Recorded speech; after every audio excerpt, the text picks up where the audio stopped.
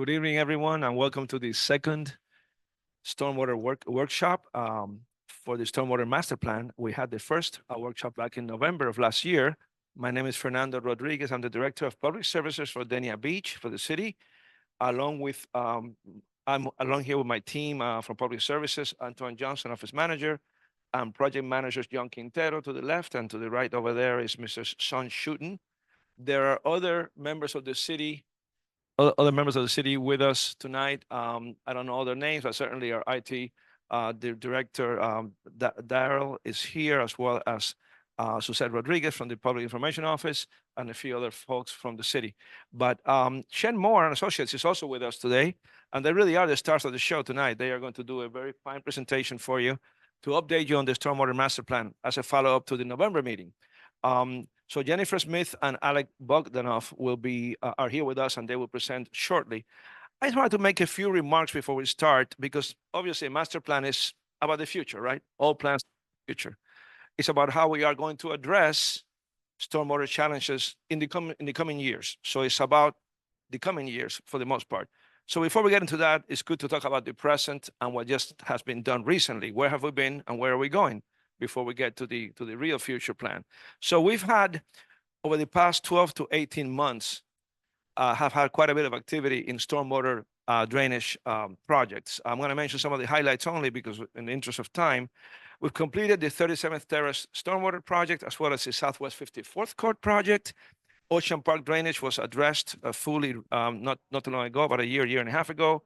We have done several smaller projects over the past year as well, including installation of 20 tidal valves. These valves go on the outfalls. We've done about 20, still more to go. These tidal valves are very important because they prevent the water from flowing back from the canals into our streets, particularly during heavy rains. So you have high tide and heavy rains, bad combination. The water will not flow due to those tidal valves back into our streets from the canals. We have 10 more to install, and this is also considered a project, even though it's more citywide. More importantly, as you may be more interested in the near future, what's coming the next 2 to 6 months, we're going to start several important drainage projects. Again, this is separate from what's going to be generated by the master plan. I'm going to mention just a few, but there's a total of $44 million, more or less, that is going to be invested in our future, in our drainage system. Southeast Drainage Project, you probably all have heard about that one. That's our biggest one. It's the largest infrastructure project in the city's history, and almost a little bit over $30 million. It's going to start in early August, so we're almost there. Southeast Drainage Project, very, very important project, and as well as a couple of others that are starting in the next 2 to 3 months. Southwest 52nd Street, that street floods quite a bit during moderate to heavy rains. Southwest 34th Terrace, right near that Greek restaurant on Griffin Avenue, and those are going to start within the next 2 to 3 months. These projects, in combination with Southeast, are really very important for our short-term to benefit from short-term measures as we need to deal with the storm events that are happening more and more often. Heavier rains appear to happen more frequently. So now I'm going to turn it over to more of the future, which is the plan that Shen Moore and Associates and Jennifer's team will go over. Thank you very much. All right. Thank you, Fernando. All right. Thank you all for being here today. As Fernando mentioned, there's been a lot of activity related to stormwater. So the city hired us about a year ago or so to do a stormwater master plan. So ultimately, I'm going to run through everything. We did meet with the public back in November 2023 was our first meeting to collect a lot of resident information, if you knew of, certain flooding events and locations, and to get a lot of that information, which we're going to highlight here. And it's a chance to get additional information, but we're going to just kind of talk about, what we've done, and then. All right, so here's our agenda. I'm just going to do a little Stormwater 101 just to kind of give you some, vocabulary, if you will, that we're going to be touching on throughout this presentation.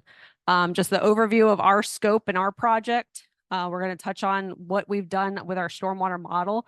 Ultimately, we're modeling the whole city, which is a lot of these exhibits over here. So I'm going to kind of talk about those model results, as well as those other items, the flooding inundation maps, which are some of these maps up here, the basin vulnerability analysis, and the study. So all of those are going to touch on throughout this presentation. And then also kind of that what's next. So once we know where those flooding areas are, what are some possible alternatives for solutions? What can we do to help city, alleviate that flooding? And then ultimately what's next in our scope. So just some quick facts, kind of where we are within the city, bounded by Davie, Fort Lauderdale, Hollywood, and of course the airport, over 8 miles, over 31,000 residents. I think everyone, okay, you can see the screen.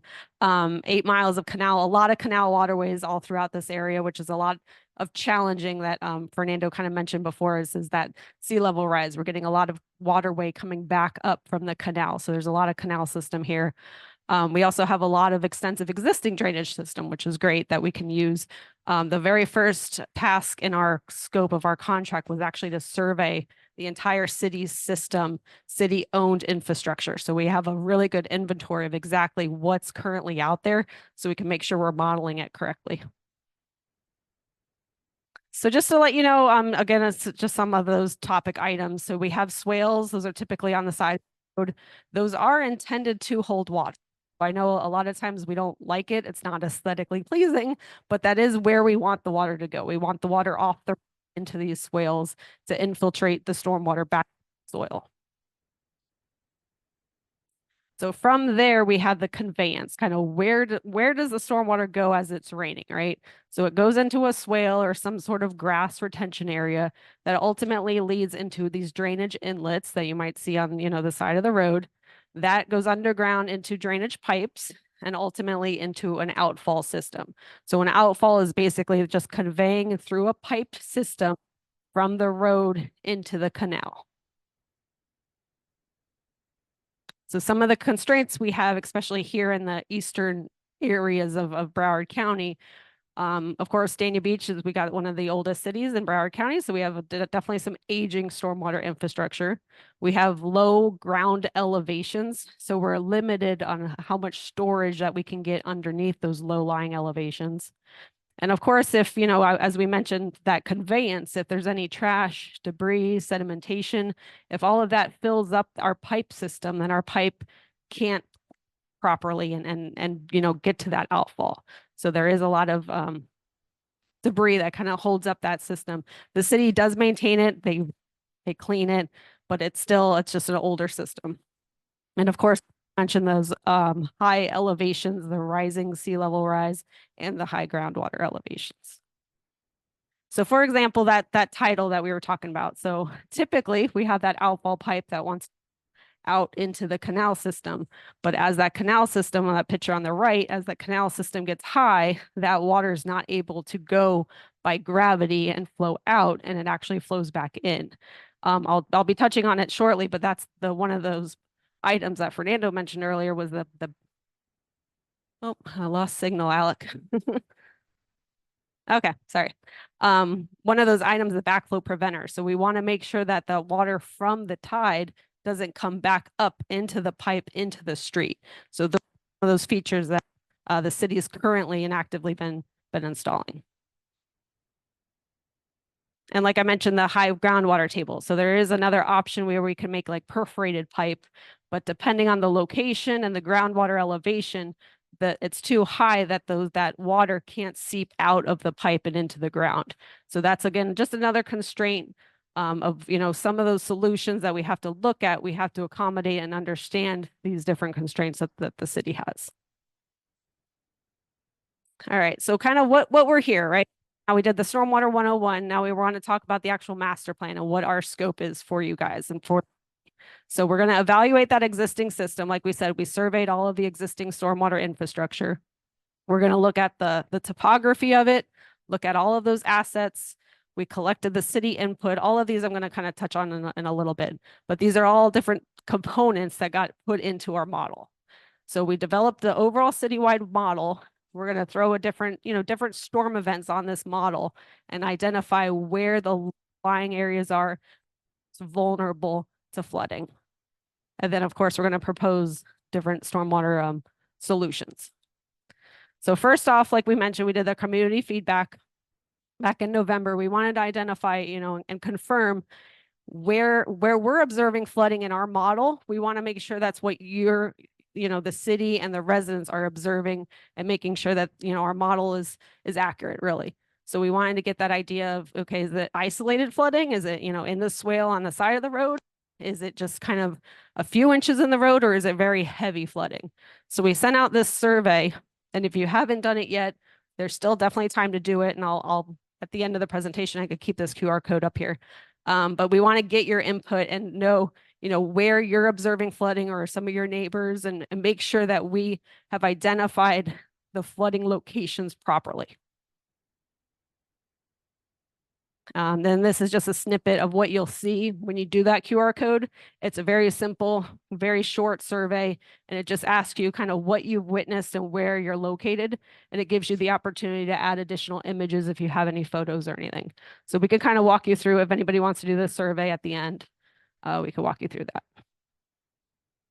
So now we're going into the actual model, the stormwater model. So this is, we use ICPR as a stormwater model software that we use. So that very first image on your left is looking at the topography. So that's just the surface elevations throughout the city. So we know exactly where the high area, so you kind of see the orange area there, is surrounded by, Dixie, and the railroad track is kind of a higher elevation. And then as you get east, you have a lot more low-lying elevation. So we ultimately, that's the topography that got put into the model. The second image on the right is your actual atlas. The atlas. So that's your stormwater infrastructure, all of your pipes, your structures. So where does the stormwater go when it gets into the pipe system? Does it outfall? Does it stay in your neighborhood? So these are all different things that we need to know to accurately model the city. So once we have those in there, the third image, the one on the left here, would be your basins. So it's just a terminology that we use to identify and kind of divide the city and the neighborhoods into these so-called basins, which are outlined in blue. And that's just really how we're going to interconnect these basins and show the different flooding that occurs within each of these basins. And then number 4, the image on the right there, is just really the interconnectivity of these basins. So are they interconnected by a road, or are they interconnected by pipes underground? So this is really the interconnection. If you kind of see that little triangle to the right, all of those are interconnected to the east, to the wetlands, and they outfall to the east. So this is just a schematic, again, just a little quick 101 on some of the stormwater modeling that we do, but this is kind of just the illustration of what this looks like. So ultimately, we throw all of this information into our model. We throw different storm events on it. So certain, a 10 inches over 24 hours, we can do 20 inches over 72 hours. We have different storm events, kind of thresholds that we model. And one of the ones that we modeled, I know it's kind of hard to see, this is kind of citywide. I have another map up here that we can kind of look at later if you want to, a snippet of exactly where you live and what you're seeing. But this is a 10-year storm event, and it just shows you the different depths of flooding is what it's showing. So the lighter blue is, less than 6 inches of flooding, and then it gets heavier blue. The darkest blue is 2 feet of flooding. So during a 10-year storm event, this is basically the results of our model showing kind of where the heaviest flooding occurs. So this is what we want to compare against the city's their maintenance crews and what they've observed, what the residents have observed. Because if you're observing something, flooding, and where we might not see any flooding, there might be something wrong with a pipe. There might be something wrong with our model. So this is why it's very essential that we want to make sure we get that city feedback to make sure that we're modeling everything correctly. So from there, we have the estimated flooding depth. So again, this is just we're calling it inundation. So if you hear that terminology later on, it's just kind of showing that depth of an anticipated modeled flooding. We also look at duration. So not only just how much does it flood, but how long does it flood? So ideally, we want, at a 10-year storm event, we want the road to be clear is kind of the goal, the level of service that I'll touch on in a little bit. But we want to also look at not only how deep of flooding it is, but we want to make sure over the course of a few hours that it can, drain and move out. All right, so from those results, we went to a ranking, really. We wanted to see, okay, where those heaviest flooded areas, heaviest duration of flooding, again, that's the time that it took to reduce the flooding. So we got kind of ranked the basins accordingly in this chart. So we have the highest, darkest red is the heaviest, highest vulnerability is what we're calling it. So it exceeds the right of way. ROW is just the right of way. So that's from the roadways to the property line. So all of that area, typically the crown of road is what we're looking at, but it exceeds 1 foot. So that's anything of this, you know, the darker blue areas are kind of a higher priority. Sorry, higher vulnerability is what we're calling it. Next up, we have just high, so we're saying if it's between 6 inches to 1 foot. And then the next two, medium and low, are that's 6 inches, but it has to do with the duration. So is it flooding longer than 6 hours? Is that crown of road underwater for more than 6 hours or less than 6 hours? So those are kind of that medium and low basin rank. Well, we also only looked at the bottom there. We only looked at basins that had city-owned right-of-way. So there are some basins that maybe are larger marinas or larger, you know, private developments. We're not worried about the infrastructure in there. The city can't really make any improvement. Not that we're not worried about it, but the city can't make any direct improvements in their right-of-way to impact that resident's property. So we're really only analyzing in our study what is city-owned right-of-way. So based on that analysis, I have my second map up here. I have a that I'll go into, but ultimately it shows that those different levels. So we're obviously more concerned about those red and orange basins are the ones that have over 1 foot of flooding during that 10-year storm event. So again, we can look up at these closer after the meeting, but this is, and I'm going to kind of skim through. If you could picture like the city kind of broken up in quadrants, I'm going to kind of skim through just to show a little more of a zoom in on these, you know, red and orange are the ones that were, you know, a higher level of vulnerability.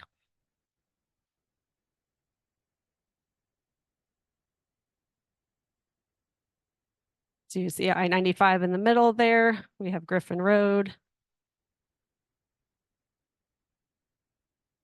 So a lot of these basins kind of out east are nearby the southeast drainage project. So some of those will get improved by that drainage project.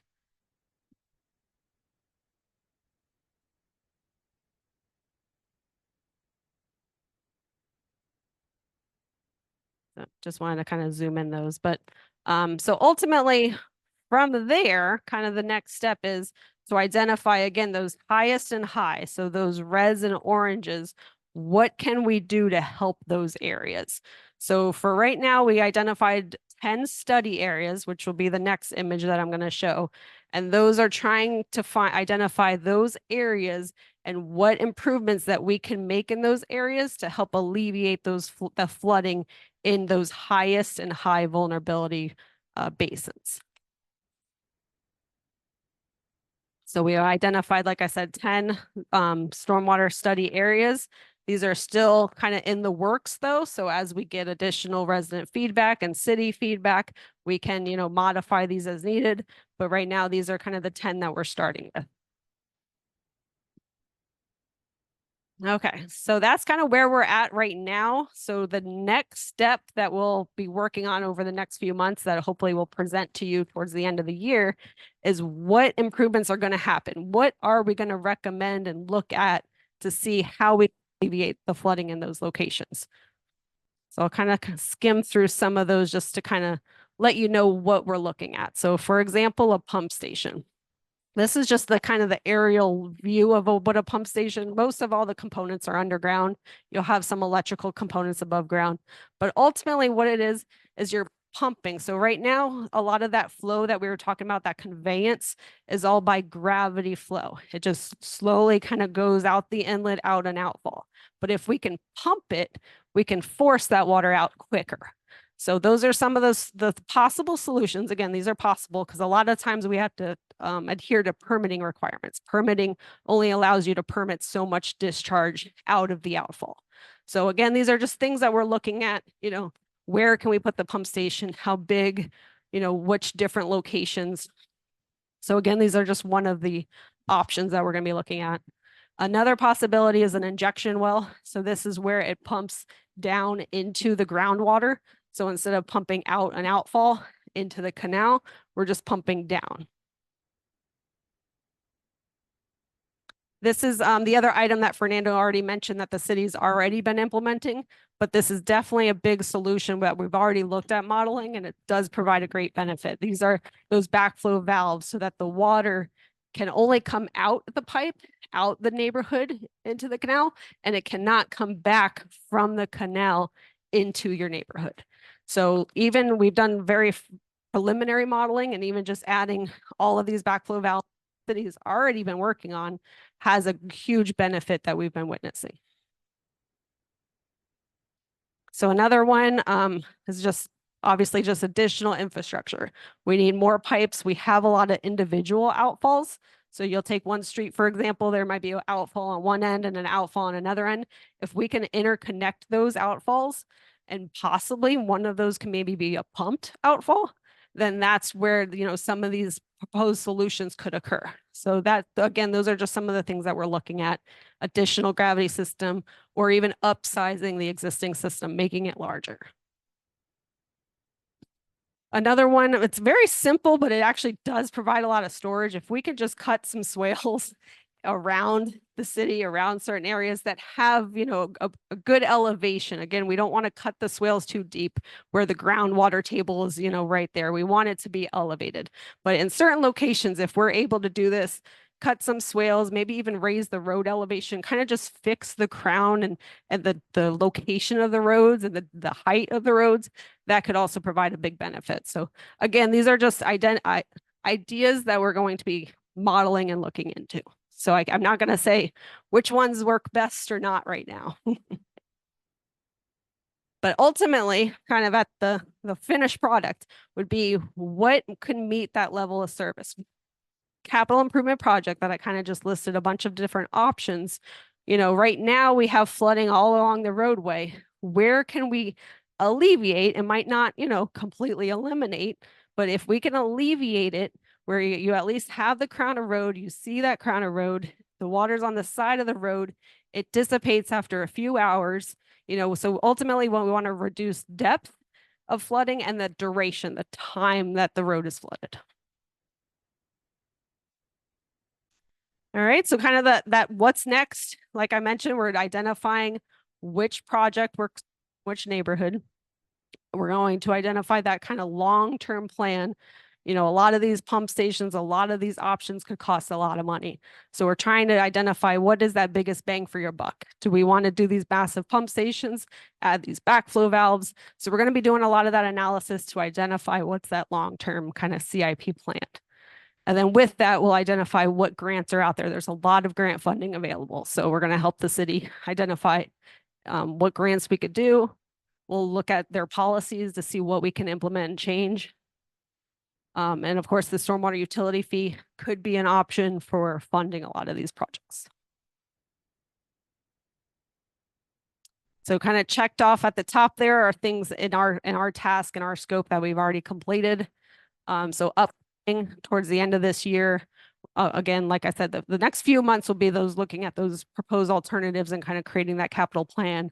And hopefully by the end of this year, we'll have that final stormwater master plan report and then present to you at that third public meeting and the final public meeting, kind of all those results. Now we, everything we're at right now, but now at that time we'll have, this location needs a pump station. We'll have those answers better. All right, so with that, I'm going to grab Alec up here to kind of help me relay all the questions. So yeah, as you have questions, we have an extra microphone up here. We also have people online, so maybe we'll do questions here first. So for those of you online, what we'll ask is if you raise your hand virtually, we can unmute you. You can ask your question live, and we'll first do the folks live in the audience, and then we'll get folks online. You can also ask questions in the chat and we'll answer them live. And I just want to say, I've recognized many of you from our first Stormwater Master Plan meeting. We really appreciate your feedback then. A lot of that information we took and went into this plan, and you're seeing the results of that. So thank you for your feedback. It was incredibly helpful. And with that, we'll open it up to the floor. Any questions?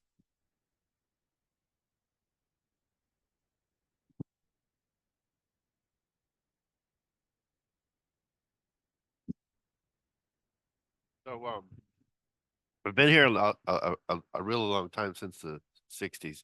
Been in Dania 20 something years.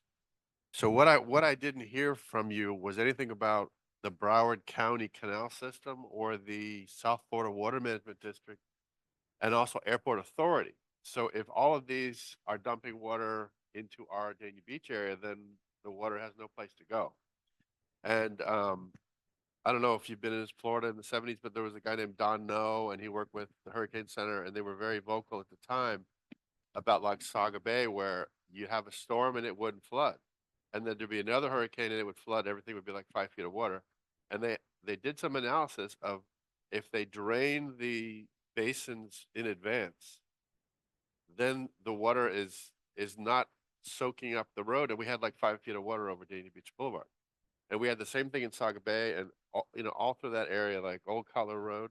So they learned their lesson by draining ahead of time, which is not in any of your plans here. But if they could, two city commissioners told me that are on active today that the airport dumped water into Dania Beach accidentally or on purpose to clear the tunnel and to clear the runway so the airport could stay open. So I think if there's a third meeting like this, maybe that would be part of a more inclusive portfolio of stormwater drainage. In particular, like who's the overlord? Because, in the 70s, there was that situation, I think it's still today, where you have a completely dry, desolate time and everything, oh my God, there's no water. We can't even irrigate. We can't turn our sprinklers on. And then 6 months of complete flood.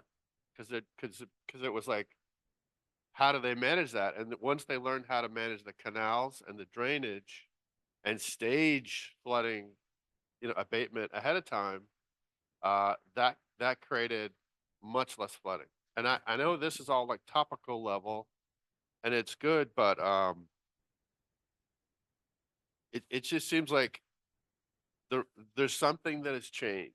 Like maybe it's the runway asphalt, the concrete, all the construction, Airport Authority's dumping water, 500 new hotels and projects and parking garages. And I don't even know if like perhaps groupthink for Everglades conservation is they're keeping more water there than they used to. So that might flood the whole basin, and there's no place for the flash floods to go because the water's too high. So I would hope that you would incorporate a fuller portfolio of drainage in the next plan so that it would be more holistic. Because we're seeing like 5 feet of water over Dania Beach Boulevard, and we never used to see that. But we did see that in Saga Bay until they fixed it. So that's part of my question. Okay, no, great question. Thank you. So yes, I know we've been obviously working with the city, who has also been in coordination with South Florida Water Management District. So they're the ones that own and maintain the Dania Beach Cutoff Canal. So I'm not sure about the airport and what they discharge. Everybody's allowed in their own permitting to allow to discharge to their own system. But ultimately, all of that is maintained and owned by the water district. So I do know the cities has been in court with them. I don't have any up on that at the moment because I think our city manager, it's not city manager, city engineer is out of the country at this time. But yeah, we'll definitely look into that and make sure that that information gets incorporated. And no, good point about the airport as well. So we could definitely include them in the discussion and make sure, all of those different components are included in at least our modeling, and make sure that we have that flow, which we do. And I don't think I really mentioned it. We did model outside of the city limits. So the city limits are kind of shown in red here. And we do have a lot of the airport flow model in our system. So as we're modeling, sea level rise and the different, impacts of the Dania Cutoff Canal, we are witnessing and at least including any runoff from those areas into the canal, which is ultimately shown in our results. But yes, how can we not reduce it, but just try to work together to make sure that that's, maintained. And so, yeah, we'll definitely work with the city on that coordination. And I'll just add, I think as Jennifer's saying, it's one of the challenges, everybody gets a piece of a pie, right, for these canals.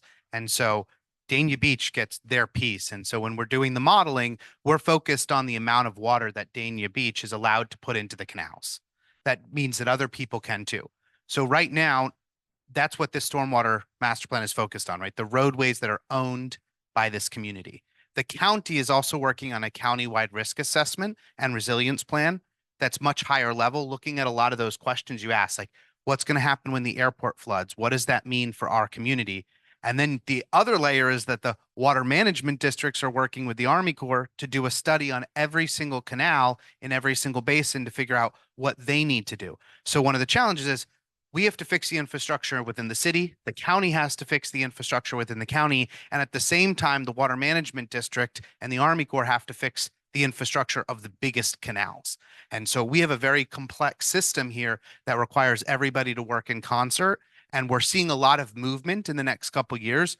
Unfortunately, it's just not as fast as I think some people would like, but there is a lot of movement. And I think in the next couple of years, you're going to see a lot of big conversations about very big infrastructure projects in Broward.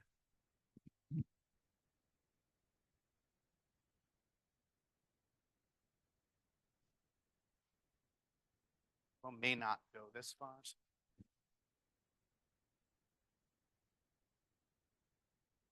Just talk from here. Okay, good evening. Thank you for putting this program on. My name is Sean DeRosa, 408 Southeast Fifth Street.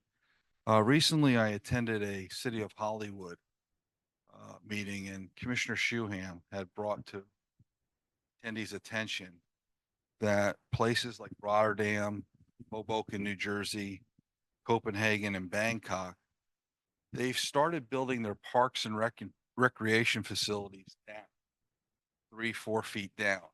So you would walk down to them, and they were looking as a solution that could, hey, when it's nice weather, everybody plays and walks down to the facility and plays. However, when you're going through a stormy season or stormy weather, since you've built those parks and recreation facilities 3 or 4 feet down, they can water. And I was thinking in the southeast section, we're getting ready to put a nice park in next to Olson Middle School. And has that been considered?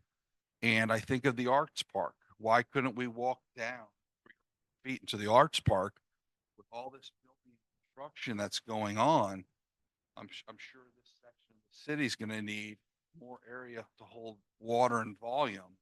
And I was wondering, are you aware of the Hoboken project, the Rotterdam, Copenhagen, and Bangkok project where they built those recreation facilities down?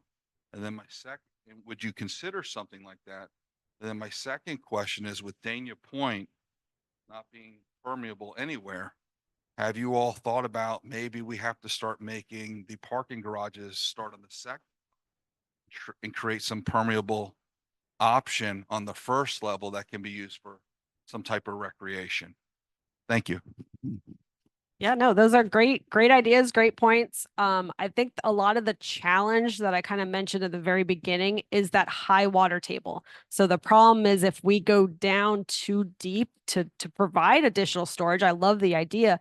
The problem is that the water, it's just always going to be wet because the water table's high in certain locations. So I do think it could be a good candidate. Like I was saying, there's a little bit of a berm of a high point, along the railroad along Dixie. So maybe if we could use additional storage where feasible, where those higher elevations are, and capture the storage before it runs off into the low-lying areas. So yeah, no, we're definitely, I know it wasn't mentioned here. I know we're actively modeling some of these proposed improvements. So we'll make sure to coordinate with the city on where some of those city-owned properties are that could, you know, be a good candidate for those. And you don't have Hoboken or Rotterdam to see this. The city of North Miami has, on a small basis, but they have a stormwater park. They had a repetitive loss property that they turned into a pocket park. And it actually has helped alleviate flooding on like just a few block area, but it actually, example, if you want to go in Miami, I can tell you where it is, but it's a neat little park that they turned into a stormwater park. Okay. All right.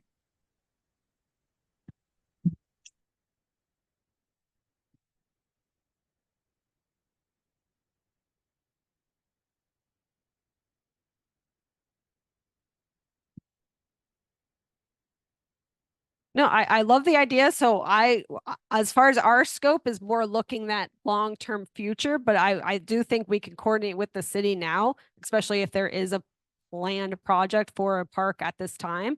So yeah, that's definitely a great idea, and I think we can coordinate it. But again, we just have to look at those elevations, because I know in the southeast area, that's definitely the lowest lying. So it might not be a good candidate at that location, but I love the idea, and that's something we'll definitely discuss with the city. My name is Terry. I live on Southwest 36 Terrace off of Sterling Road, which is one block east of the Southwest 37th that I think you were talking about initially. Is that what you were talking about? The 37th? Yeah, that we Sterling Road? yes, we recently did a project on Sterling 37. Oak Estates Yeah, in yeah. there. So I'm one block east of that. But anyway, two questions. The first one is onto our street, and I believe onto that street and many along that part of Sterling, when it rains heavy, water from Sterling Road just gushes in.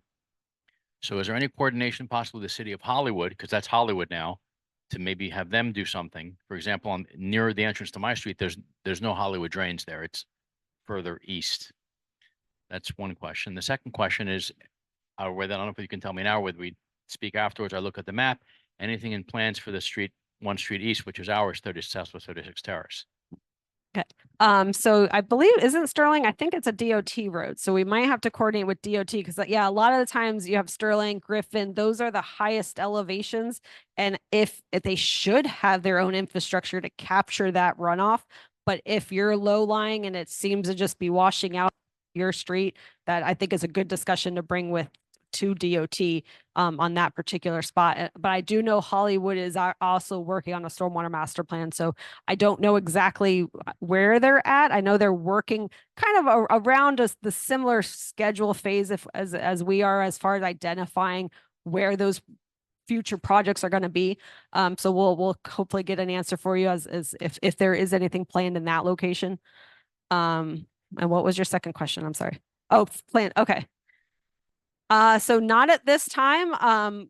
It just wasn't identified as, you know, how we were saying that high and highest vulnerability level. But if you can, I don't know if you had a chance to fill out the survey before, or if you want to chat afterwards, I'd like to see what you observed to make sure, again, that we're modeling it correctly. Because there could be, if we're not showing any flooding and you're observing flooding, maybe there's a pipe collapsed. Maybe there's might be something else wrong that we're not seeing. So there's no drainage on at all. Okay. So yeah, we'll definitely make note of it. And then we'll kind of get back to you. But yeah, right now, like I said, we're just looking at those high and highest. Those are just the heavier flooded areas. A higher vulnerability and a higher priority at this time. But yeah, if there is anything that anybody's witnessed that maybe it's not, you know, shown properly, I'd like to kind of get that feedback. Kimberly Ford, we're going to ask you to unmute yourself. You can ask your question. Yes. Yes, thank you. Question for you. Well, first, thanks for the QR code to do the survey. I wasn't aware of it, and I'm sure some other residents weren't as well. Is there a time frame for accepting input? And then I have a couple other questions. No, yeah, please. Our project kind of ends at the end of the year, so I'd love additional feedback within the next few months. Yeah, because this was posted and given to the city, like I said, the first meeting we had November 2023. But yeah, we're gonna go back to that slide. So anybody here in the audience or at home, please click on that link and give us additional feedback. So we'd ideally like it within the next few months, just to make sure we incorporate it properly in our model. For sure. And I'm in the southwest section, and we have a lot of flooding off of First Street and Northwest 8th Avenue. So it was hard to see your maps. Is the PowerPoint going to be available so that we can see where we are and if we've already been identified in your project or how we can be identified? Will that PowerPoint be available? Yes, we'll definitely make this available to the city. I do believe the city has a master plan link on their website, so we'll coordinate with the city to make sure this meeting as well as this PowerPoint is posted online. Okay, I appreciate that. And lastly, is there a maintenance schedule for the drainage system? I know, this time of the year we're dealing with rains anyway and storms. We would hope that the city's proactive in checking the drainage system, but do you have anything or does the city have anything in terms of a schedule so that we know about maintenance? I personally don't know the city schedule. I don't know, Fernando, if you want to come back up here. I know permitted by the state, the city does have to maintain their entire city system at a certain rate, if you will. So Fernando. That's a great question. Good evening again. Yes, we do have a schedule. It's not set in stone down to the week. It's not to that granular micro level, but use our own 3 vac trucks that we have, vacuum trucks, and a complement of vac trucks from our contractor, Shenandoah. We try to hit every catch basin and vacuum out those systems throughout the city at least twice a year. Sometimes we get to some of them more than twice a year. Sometimes we get to some of them only once a year. So the schedule is a little broad, but it is a schedule nonetheless. And we use, again, 2 different resources, our own in-house resources and the contractor. So we do our best to hit every catch basin at least twice a year. And sometimes we do more than twice. Once in a while, we may only get to one time a year. Thank you. Tobin, Thank you. go ahead and ask your question. Thank you. Can you hear me okay? We Yes. can. My name's Tobin Silver. I live in Dania Beach on 3rd Avenue and 3rd Terrace, and my house is flooded 3 times in about 14 months. And I've been repeatedly told since last September, October, that shovels will be in the ground. So I don't know if I'm confusing the master plan with some other already approved plans. So I just wanted some clarification on that because city officials have been telling me for over half a year that a shovel will be in the ground soon to get things started. And after hearing your presentation, it sounds like we're not anywhere close to a shovel in the ground. And it's at to the point where the people in my neighborhood are going to have to start losing their homes. And that's when it becomes a legal issue. Yes, I don't know exactly where your address is, but I do believe it's in the south. Does Southeast stormwater improvements, does that sound familiar? I believe that you're in that area east of US 1, south of Dania Beach Boulevard. Correct. Yeah, so you're in an area that has a current design permitted and it is shovel ready in, you think of August. So next month, the kind is planning on starting. Okay, because the presentation, I was getting a little sweaty because I'm representing about 8 neighbors here tonight. And hearing that presentation got me a little concerned, but hearing this now, knowing that it's separate from the master plan is a little bit more relieving. Yeah, the city knows there are areas of most concern and isn't waiting for the master plan to be complete to address those areas. So as Jennifer said, your project is already underway. It will be included into the master plan as a project that will be completed. And so there may be future, infrastructure in that area as well. But again, you don't have to do a master plan to know where there's areas of most need, and the city is already addressing those areas. Fantastic. I greatly appreciate your time and help. We have one question in the audience, and then we will go back to our online attendees. Hi, my name is Linda Barber. I'm at 75 Gulfstream Road in the southeast area. Along Gulfstream Road, I know you're saying that you have plans for southeast. Now there's a high rise that was 13-story high rise that was built south of our property. And there is another 13-story building that's getting ready to be built on the opposite side where the trailer park used to be. So I believe that the builder did some improvements on that road, but they were going to finish doing all of Gulfstream Road. So my question is, are we waiting until this 13-story building is built, or are they going to start working on that in August as well? Yes, great question. I do know, to my understanding, and unfortunately our city engineer is not here with us today, but there is a project, and I think the city is asking the developer to build some infrastructure on Gulfstream Road to help alleviate the flooding. But I do not know the extent of when that's going to happen, where it is in design, to what level. But if you want to reach out to either of us or the city, we could try to get that answer for you. If you leave to Noah, can you raise your hand? If you give to Noah your contact information, we'll make sure we get that to the city engineer and get you your question answered. Thank you. Can you hear me? My name is Leslie Brown. I live at 153 Northwest 14th Way. I have lived there for 21 years. It is a triplex that I own. I never had any problem with the plumbing until they built Dania Point and all these other buildings around us. Now, when it rains very heavy, you can't flush the toilets. You can't take a shower. If I go outside and open my clean out, the whole city will drain in my backyard. I'm a plumber, so I'm aware that something is not right. My only question is, can you please fix it or stop the building until you figure it out? Because it's not sanitary to go for days without bathing and without being able to flush a toilet. Thank you. I would just ask if you could write down, you give me one, hold on.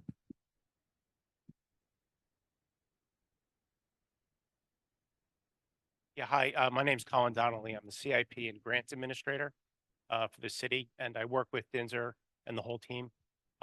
Dinzer's not here, or he would tell you that we're in the midst of doing what's called an I&I study for the sanitary sewer system, and that's the problem you're talking about. When it floods, the water is getting into our sewer pipes, either through manholes, through breaks, and it coming into the ground. What we're doing now is that we've done a study for our whole sewer system to where those breaks are. And the company is going to be going around and lining those sewer pipes.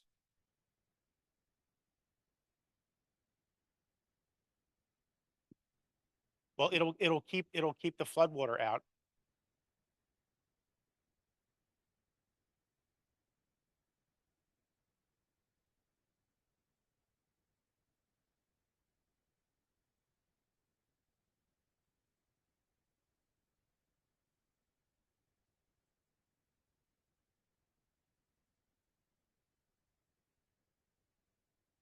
Where's the water coming from? Where's the water coming from?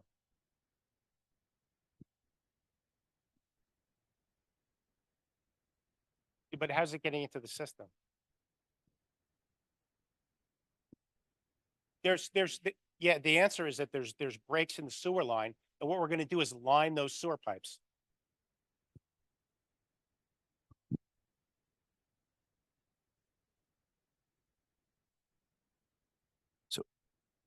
So one of the challenge.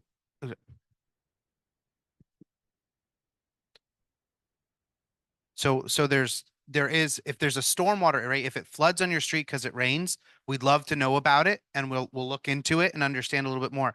The challenge you have with the sewer system is that it's all connected, right? So even though your house is here 3 blocks away, if water's getting into the sewer system, that's an issue. That's what Colin's talking about. The city's actually doing an inflow and it's called inflow and infiltration. They call it I&I because that's a mouthful, but they're looking everywhere in the entire city where there's water getting into the system, because what's happening is you might be a point where when water gets in 5-10 blocks away, it backs up at your home. And so that's the challenge. They're actually doing a whole study to understand this. They're already lining the pipes and they're actually trying to fix the problem. And once they do that, if there's still issues, then they know, hey, there's something else going on. We got to really get in there. One thing I would really recommend as a plumber, right? If you can put a backflow system on the sewer lateral to make sure that you're not getting backflow into your home. Work with the city, get it permitted. That could really help to make sure, at least if there is flooding in the meantime, you're not getting sewer backed up into your home.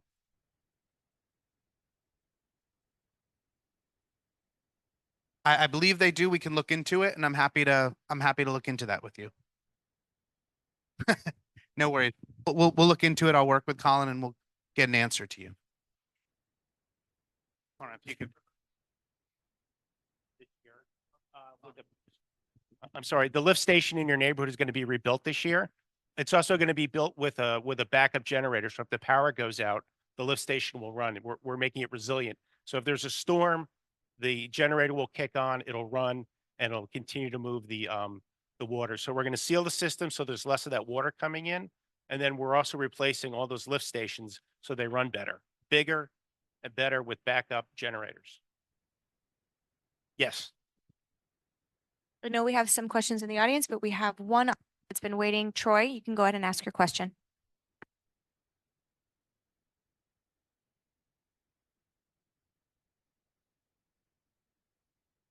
Troy, if you can unmute yourself, you can ask your question.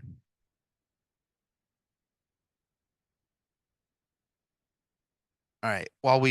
Troy, once you get, oh, there you go. Can you hear me? We can. Okay, so I live on 34th Drive, and what comes to my mind, when the canals get full, they actually overflow the banks or what's in line to hold the canal in. So the flooding isn't really coming from the water. I do have a storm drain in the front of my house, which drains into the canal. That's not adequate to handle flood water out front. So it builds up on the street, and then the flood also comes from the canal. And it starts jumping the bulkhead and gets into the yard and threatening the homes. On 34th Drive, all those homes were 2 feet underwater. And it wasn't from the rain, it was from the canal dumping in at the lower end there by the restaurant.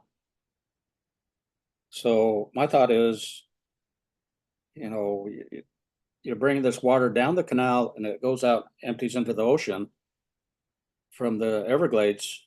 Well, understand they're trying to restore the Everglades and make it more of a marsh habitat. Can't they cut those canals off out there at some point and not let the water come down from the canals to try to help alleviate our flooding in the city areas?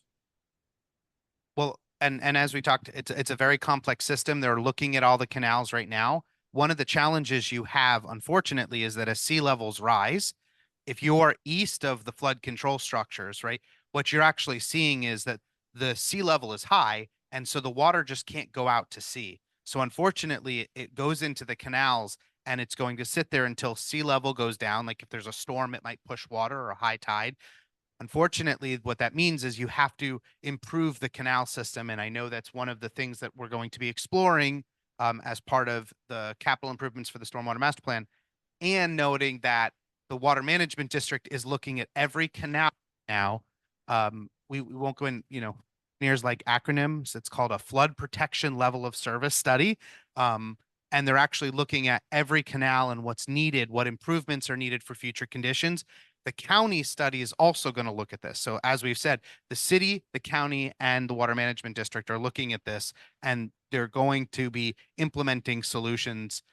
Unfortunately, it does take time to do this, but they know it's a problem and they're beginning to address it. Yeah, I'm 10 miles inland and I still get the tide rising a foot to 2 feet twice a day. So I know it does flow in fairly slowly, and it probably flows out fairly slowly too, but if they could try to divert that water that's coming down the canal when they're expecting high rains or something, that would help a lot. And just to ask, are you witnessing it overtopping the seawall or just coming up out of the outfall pipe and up? Because the city is trying to implement those backflow valves that will help alleviate that water coming through the pipe.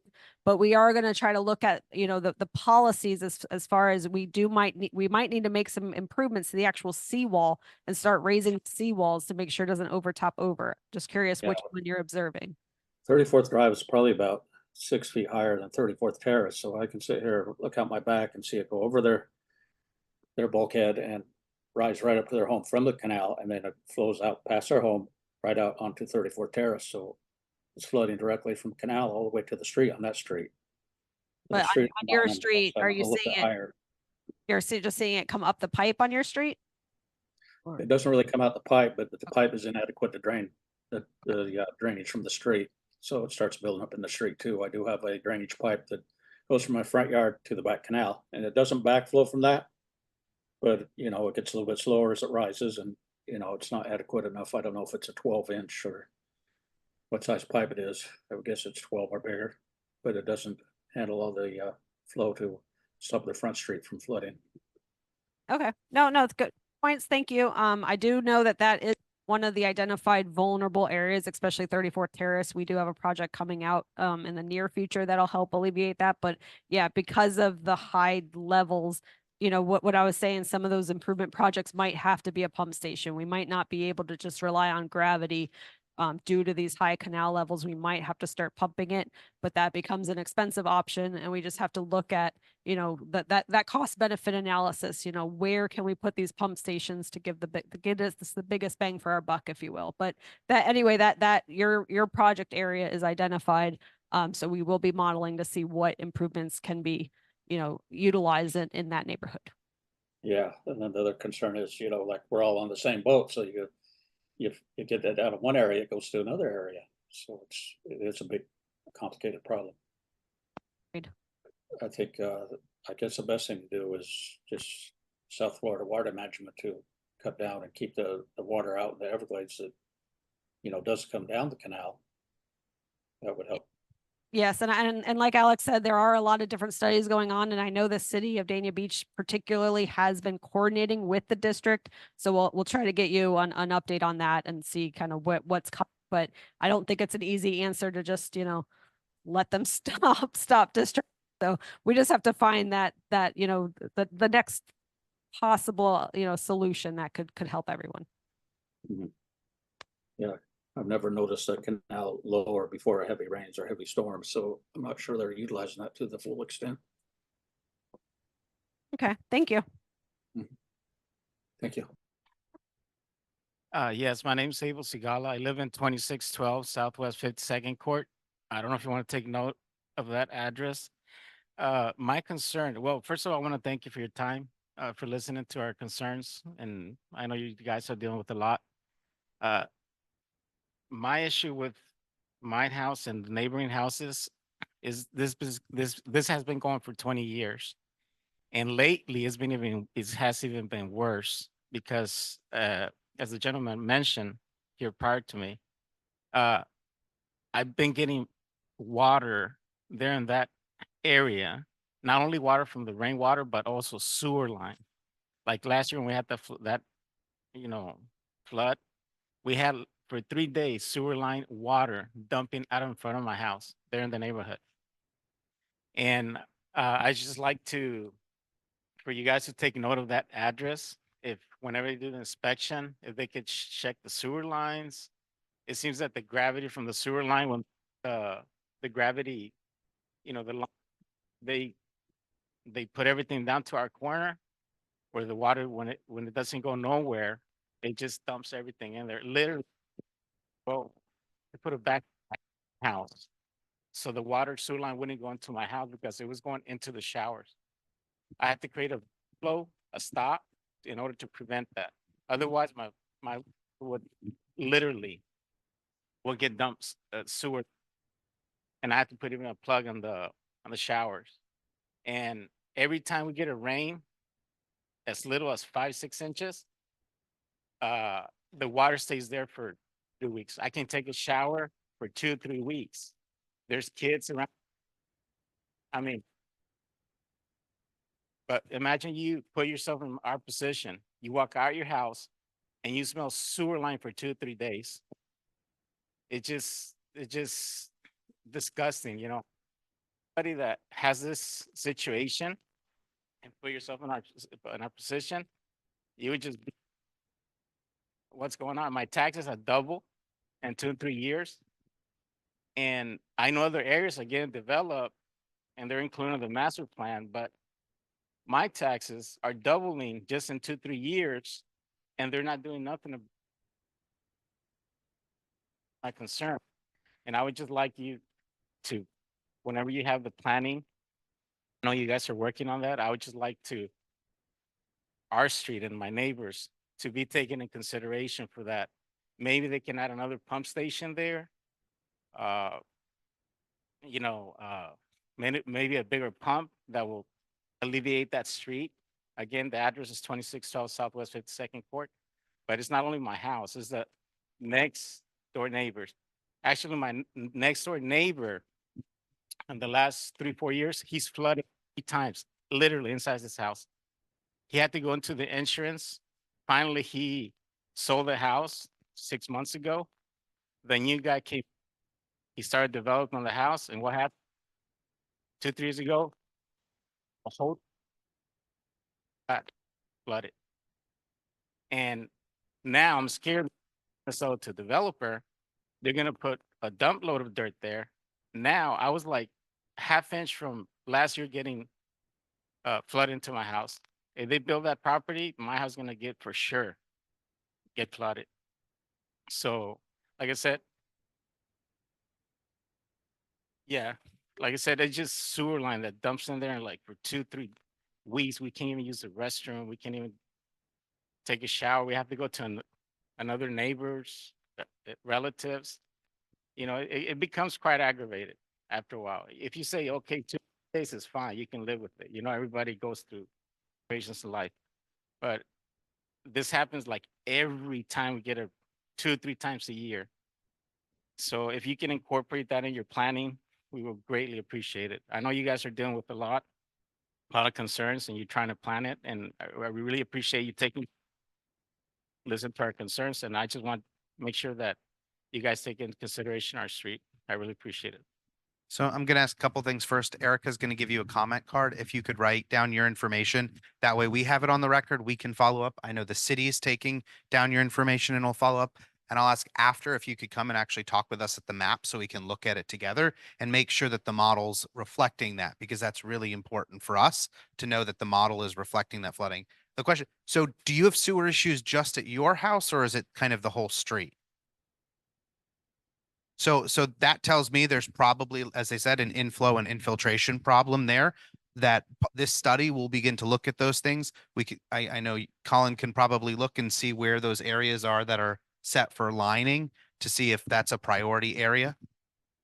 Oh, that's Broward County. So what I will say, if you have Broward County water and sewer, we will also make sure, if you give Erica your information, we'll find out who the right person at Broward County is to talk with them. I know they're also going through that information, and, you know, connect you with the right person so that they know that's going on as well.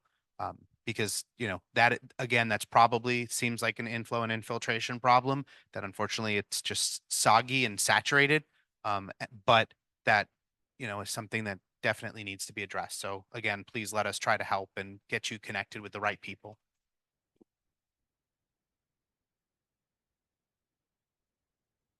The issue is not only the sewer situation, but also the water always, it seems to Just sit there. And like I said, I feel sorry for my neighbor. I mean, he was in luck that someone bought it, but I don't know if he mentioned to him about the situation to the new guy. I was going to get involved, but I know he's living a nightmare.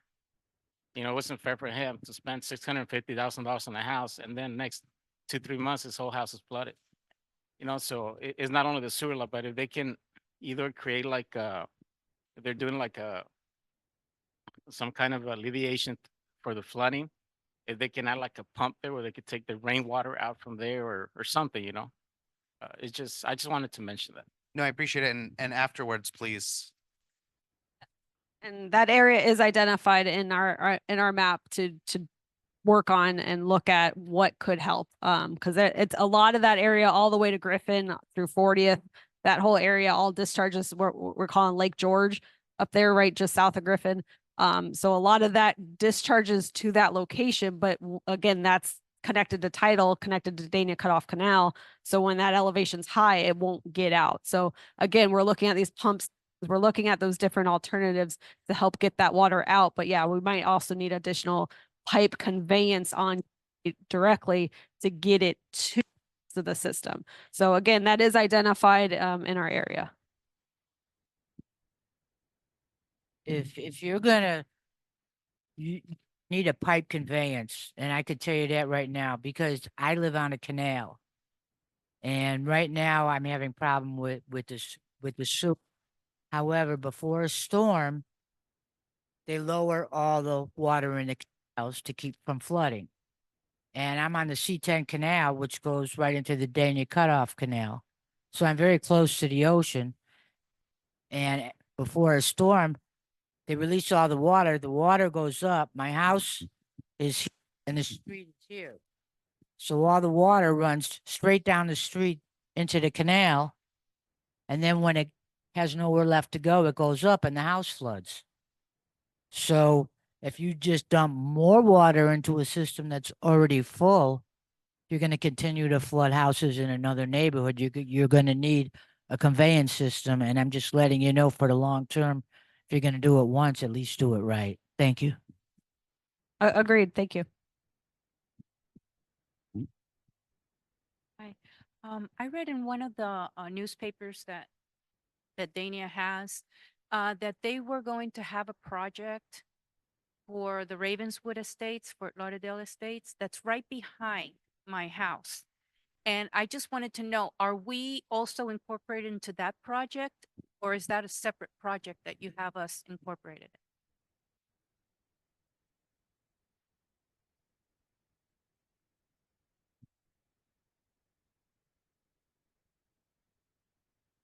Sorry, we're double check. I'm not familiar with that project, so I'm just checking with the city to see what they know about the, what was the address or where?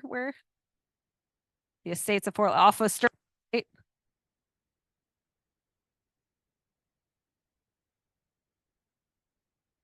So 52nd Court.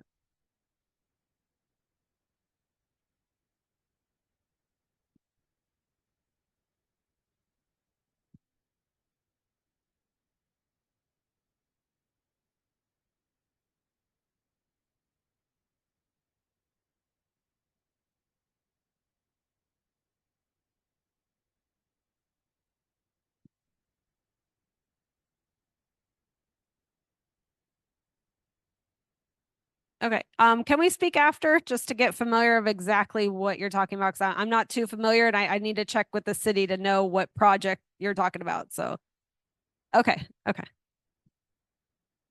And I'll just point out, if it is a project that another community is doing, what we'll do is we'll work with you to connect with that community. We can find out what they're doing and get you that information as well, especially if it's a Fort Lauderdale, as you noted. All right, we have no more questions online. Are there any other questions in the audience? Oh, we got one more here, sir. I live at 954 Nautilus Isle. I've been there since 1972. About 20 years ago, we had the canal dredged and cleaned out. Great, water level dropped. I could jump into my boat. Now I'm having to try to get in. Now, at high tide, I've got 5 to 6 inches on my seawall. And when we had the big rain last October, I was this far from my back door. So that means I had 3.5 feet over my sea. So right now, I'm trying to figure out when was the last time that we need to have the Dania cutoff canal and part of where my canal is at 954 because it was dredged. And when it did, we had a lot more draft to store a lot more water. But right now it hasn't been. They used to have a barge, a big tug come in, they drugged it all up. We had no problem. We had a huge storage area for water, but now it hasn't been dredged in almost 20 years at least. And Mike, what's his name? Mike, the former mayor, he was the one that generated that program. And the point is this now, I think there's a lot of storage there because I was only this far from my back door. Okay, thank you. Eric, we have one more question in the back.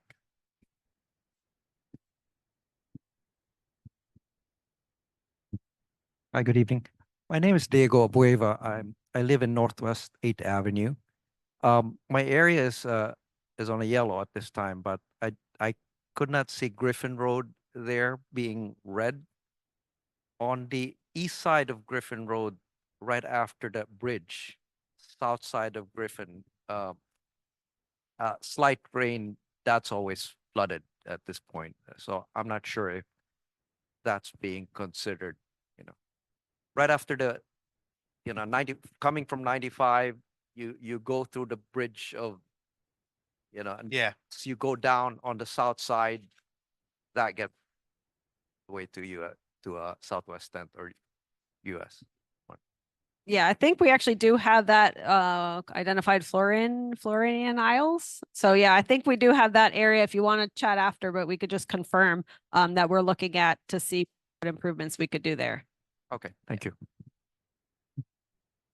And just note on roadways, one of the biggest challenges is you have to know whether the county owns it, the state controls it, or the city, because they all have different stormwater systems. And we see this a lot where unfortunately the county system may be a little older than it should be and may not hold as much water as it should be. And then the impetus, right? All of that extra water ends up in the city's, becoming the city's problem. And so I think it's important to note exactly where the flooding is, what the challenge is, so we can also have that conversation with the county or the state if necessary, and say, hey, we've worked on this before in other stormwater master plans.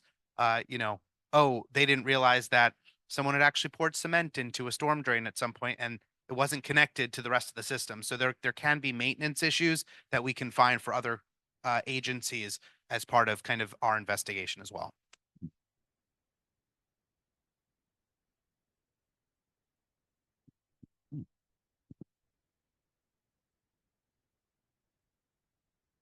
Okay, yeah, because Griff would be DOT owned, but yeah, we could try to see, if we could identify where the conveyance is, how the system's currently going, and have those conversations with them.